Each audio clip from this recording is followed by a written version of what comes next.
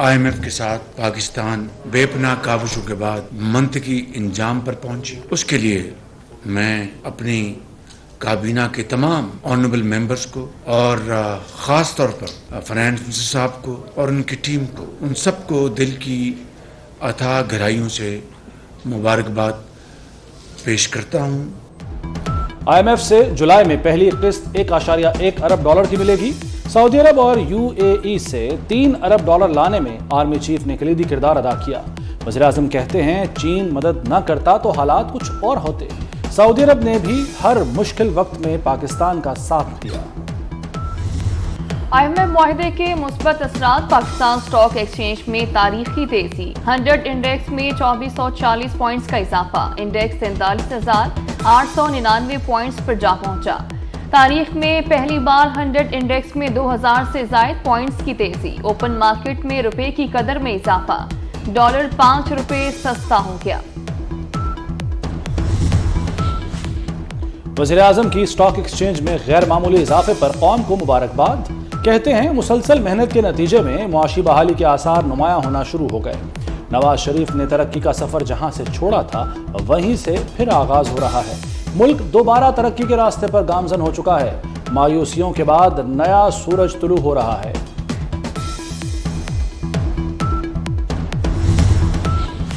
Stock exchange میں تیزی کے بعد مہنگائی کی شرح میں بھی کمی، ایک ماہ میں مہنگائی کی شرح میں 8.6% کمی آ گئی۔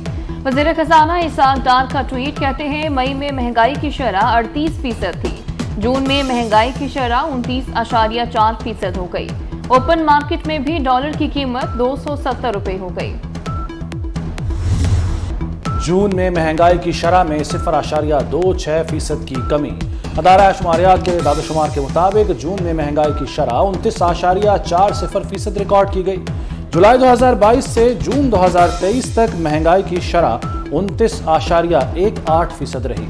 ایک سال میں سگریٹ کی قیمت میں 129% سے زائد کا اضافہ ہوا، چائے 113% سے زائد مہنگی ہوئی، گندم کا آٹا 90% تک مہنگا ہوا۔ وزیر خارجہ بلاول بھٹو زرداری اور جاپان کے وزیر اعظم فومیو کیشیڈا کی ملاقات، مختلف شعبوں میں روابط اور تعاون بڑھانے پر اتفاق۔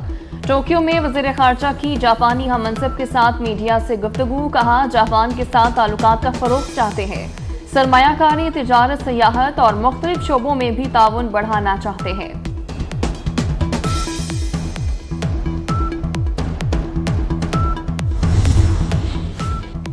پرویز خٹک کا PTI کے شو کاز نوٹس کا جواب نہ دینے کا فیصلہ۔ خیبر پختونخوا، اسلام آباد اور لاہور میں اہم شخصیات سے ملاقاتیں، پرویز خٹک کی سیاسی جماعت یا تحریک انصاف میں دھڑا بنانے کے لیے مشاورت۔ جہانگیر ترین گروپ نے بھی پرویز خٹک سے رابطہ کر لیا، آئندہ ہفتے تک جہانگیر ترین خیبر پختونخوا کا دورہ کریں گے۔ پرویز خٹک کو استحکام پاکستان پارٹی خیبر پختونخوا ذمہ داری دینے کا امکان۔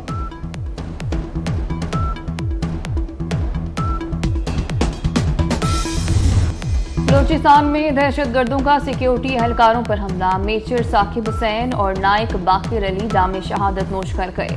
دہشت گردوں نے گھات لگا کر سیکیورٹی فورسز کی کمبیٹ پیٹرول پارٹی پر حملہ کیا۔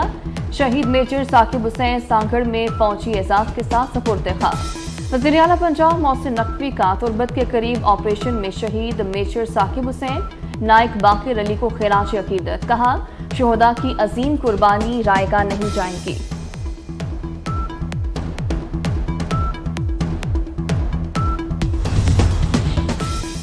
لوڈ شیڈنگ کے ستائے کراچی کے شہریوں کے لیے خوشخبری کہ الیکٹرک صارفین کے بل کم آئیں گے، لوڈ شیڈنگ بھی ختم ہو جائے گی۔ کہ الیکٹرک کا 2030 پروگرام تیار کر لیا گیا، پروگرام کے لیے 484 ارب روپے کی سرمایہ کاری کی جائے گی۔ 2030 تک کے الیکٹرک کی ڈیمانڈ 5000 میگا واٹ سے بھی تجاوز کر جائے گی۔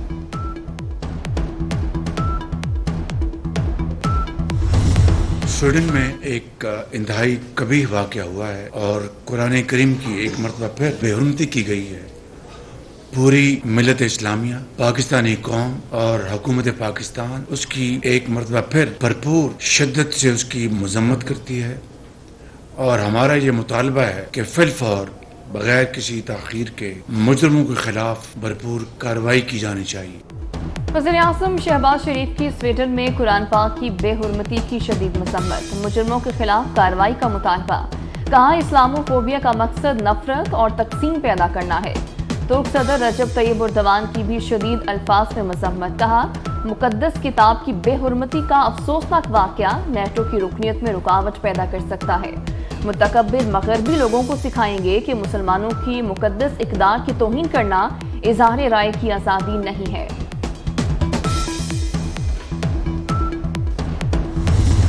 आज़ाद कश्मीर के कुदरती नज़ारों की गैर मामूली दिलकशी। हथिया बाला की सैलाब चट्टानों को चीरती खूबसूरत आबशार, सफेदी बिखेरती यकबस्ता बूंदों के साथ आबशार 300 फुट से गिरती है तो आंखों पर अजब सहर तारी कर देती है।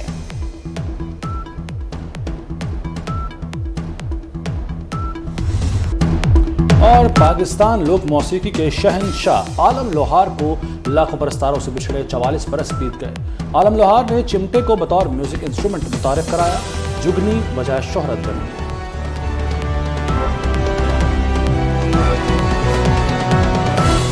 सलाम पाकिस्तान 24 न्यूज के साथ मैं हूं सदफ यासिर और मैं हूं ज़िशान मलिक। हेडलाइंस आपने जानी, बुलेटिन का आगाज करेंगे। सोने की कीमत में जबरदस्त कमी, सोना 88 रुपए सस्ता हो गया और 10 ग्राम सोने की कीमत में भी 7,544 रुपए कमी रिकॉर्ड की गई। 8 तोला सस्ता हुआ है सोना और बताया जाता है कि 7,544 रुपए कमी 10 ग्राम सोने की कीमत में भी रिकॉर्ड की गई है। सोने की कीमत में जबरदस्त कमी देखने को मिली है, इसी पर बात कर लेते हैं। अशरफ खान हमारे साथ मौजूद है। अशरफ बताइएगा। जी देखा जाए मैं मुआहदे के बाद जैसे कि आज स्टॉक मार्केट की ऊंची उड़ान रही है तो डॉलर भी सस्ता हुआ है, साथ ही सोने की कीमत में बड़ी कमी हुई एक ही दिन में। और सिंध सराफा बाजार एसोसिएशन के मुताबिक जो है आदमी मार्केट में देखा जाए सोना $6 महंगा होकर $1912 फी औंस पहुंच गया, लेकिन मुकामी सराफा बाजार में 1 तोला सोना 8,800 रुपए एक दिन में सस्ता होकर 2,07,200 रुपए तक गिर गया। 10 ग्राम सोना 7,544 रुपए सस्ता होकर 1,75,641 रुपए तक गिर गया, जबकि 1 तोला चांदी की कीमत 50 रुपए कमी से 25 रुपए पर आ गई है। सराफा बाजार डीलर्स का कहना है कि ओपन मार्केट में डॉलर अगर मजीद सस्ता होता है तो उसके असरात मुकामी सराफा बाजार में भी देखे जाएंगे। ठीक है अशरफ, बहुत शुक्रिया, आप हमें अपडेट कर रहे थे।